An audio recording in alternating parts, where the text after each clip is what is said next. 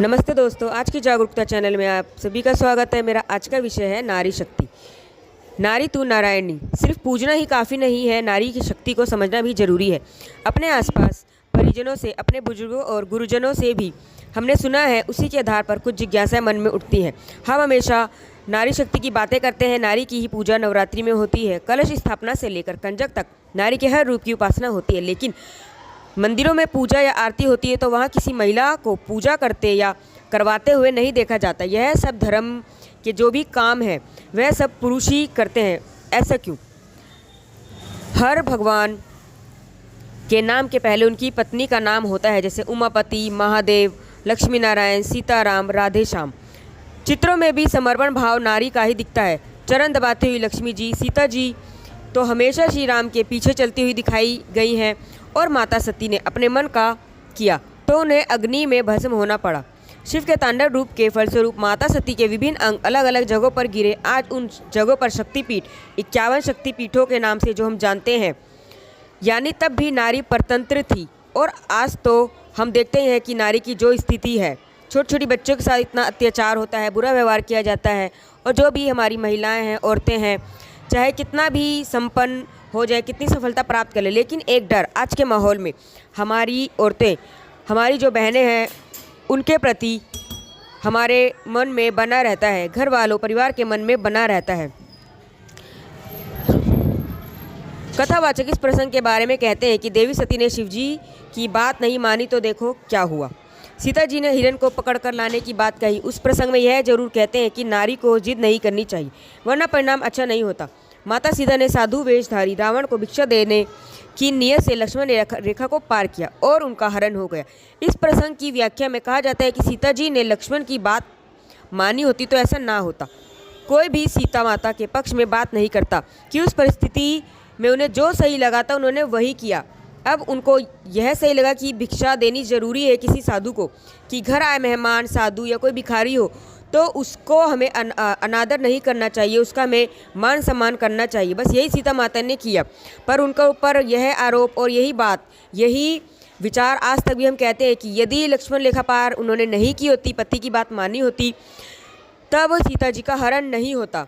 पर ये कोई नहीं कहता या कोई नहीं समझता कि पुरुष रावण ने छल कपट से अपना जो वेश है, अपना वेशभूषा एक साधु के रूप में बनाकर सीता माता को एकदम संदेह में डाल दिया, और वह पहचान भी नहीं पाई कि ये असली में साधु है या फिर कोई राक्षस। तो हर बात के लिए सिर्फ नारी को ही उल्हाना देते चले आना, यह सब हम अभी तक भी हमारे आसपास भी होता देखते हैं। इस प्रसंग की व्याख्या में कहा जाता है कि सीता जी ने लक्ष्मण जी की बात मानी होती तो ऐसा नहीं होता। यहाँ तक सुना जाता है कि सीता जी अगर श्री राम के साथ वनवास जाने की जिद नहीं करती तो लंका का युद्ध भी नहीं होता। और दूसरी तरफ यह बात है कि पति के साथ ही पत्नी का पूरा जीवन है। पति दुख में रहे, सुख में रहे, तो पत्नी को भी ऐसा ही करना चाहिए। तो सीता माता जी ने भी तो यही किया। पर फिर भी उनके बारे में कि यदि वह नहीं जाती तब लंका का युद्ध नहीं होता, कि रावण सीता माता को उठाकर नहीं ले जाता तब कोई लड़ाई झगड़ा नहीं होता। तो यह दो किस्म की बातें, ये थोड़ा समझ से परे है। हमें जब हम गहराई से समझेंगे तब हम चीज़ों को समझ पाएंगे। जबकि सीता माता ने सारी सुविधाओं और सुखों का त्याग करके श्री राम का साथ निभाना धर्म समझा, बदले में उनको उपेक्षा ही मिली। हृदय विचलित हो जाता है यह सोचकर कि श्री राम ने रात के अंधेरे में गर्भवती सीता माता को राज्य से दूर चले जाने का आदेश दिया। अब इस पर कोई राम जी के ऊपर सवाल नहीं उठाएगा, क्योंकि श्री राम जी को पुरुषोत्तम, मर्यादा पुरुषोत्तम, इन सब नामों से हम जानते हैं। वह भी किसी से मंत्रणा किए बगैर। ऐसा एक चरित्र महाभारत में द्रौपदी का है। दीन असहाय नारी जिसके शूरवीर 5 पति, पर कोई उनका संरक्षण नहीं कर पाया। पांचाली के सभी पति, द्रौपदी के सभी पति अपने अपने क्षेत्र में शूरवीर होंगे, कोई धनुष चलाने में, कोई गदा चलाने में, या कोई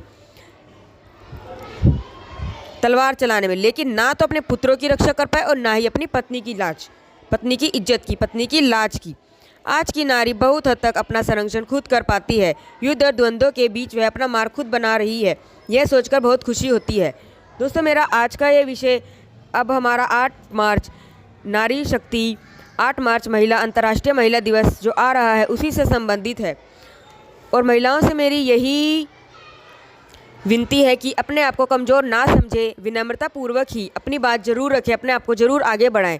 अपने दायरे में अपनी क्षमता के अनुसार हर स्त्री, चाहे वह छोटे तबके की है या बहुत ऊपर श्रेणी की है, वह हर तरीके से अपने आप में संपन्न है।